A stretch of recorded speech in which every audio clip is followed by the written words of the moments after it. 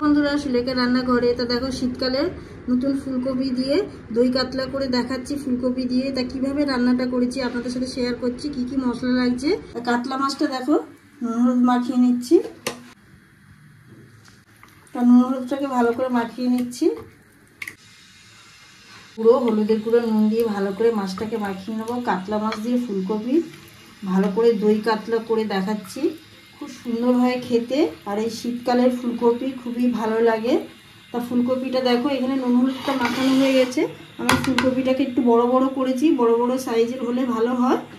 এখানে আছে নতুন একটা আলু, কাশ্মীরি লঙ্কা আর জিরে এটা ভিজিয়ে দিয়েছিলাম, এটা আমি পেস্ট করে নেবো। তো এখানে দেখো একটা টমেটো, একটা গোটা পেঁয়াজ, আর এখানে একটু আদা, এখানে কয়েকটা রসুন, আর এখানে কাঁচা লঙ্কা তিনটে, এটাও আলাদা পেস্ট হবে। জলটা গরম করছি, একটু হলুদ দিয়ে দিচ্ছি, একটু নুনও দিয়ে দিচ্ছি। ফুলকপিটা অল্প একটু ফুটিয়ে নেবো। ভাজা বসিয়ে দিলাম, মশলাটাকে এরকম করে ভাজছি।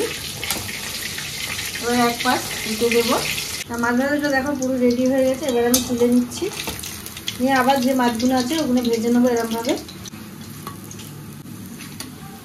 তা দেখো এখানে হলুদ জল থেকে পুরো ধুয়ে তুলে নিয়েছি, আর এখানে দেখো আলু, এগুলো সব এবারে ভাজবো। তেলেই আমি ভেজে নিচ্ছি ফুলকপিগুলো।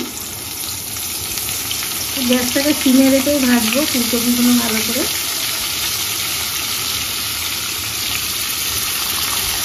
হয়ে গেছে, এবার আমি তুলে নিলাম। আমি আবার আলুটা ভেজে নিচ্ছি। আলুটা ভেজে তুলে নিয়েছি। তো এবারে আমি ফোড়নে দিচ্ছি জিরে, আদা, লঙ্কা আর কাঁচা পেঁয়াজ, এটা পেস্ট করেছিলাম, ওটা দিয়ে দিলাম। তো মশলাটা হয়ে গেছে। এবার একে একে আমি সব মশলা দিয়ে দিচ্ছি। আন্দাজ মতো নুন, এবার হলুদের গুঁড়োটা দিয়ে দিলাম, এখানে একটু লঙ্কার গুঁড়ো দিয়ে দিলাম। যে কাশ্মীরি লঙ্কা জিরে বাটাটা বেটেছিলাম একসাথে, ওটা আমি 2 চামচের মতন দিলাম।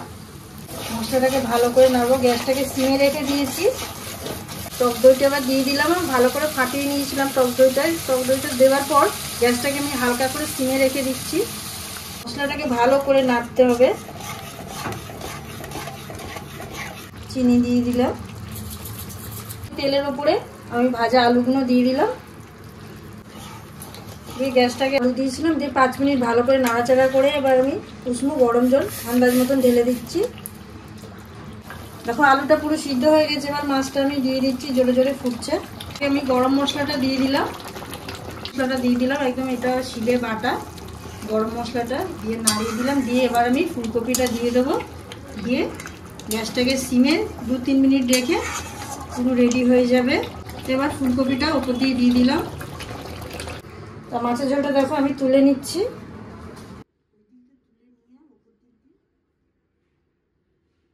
ভিডিওটা দেখবেন, আর দেখে যদি ভালো লাগে অবশ্যই চ্যানেলটাকে সাবস্ক্রাইব করবেন, লাইক করবেন, কমেন্ট করতে কিন্তু ভুলবেন না।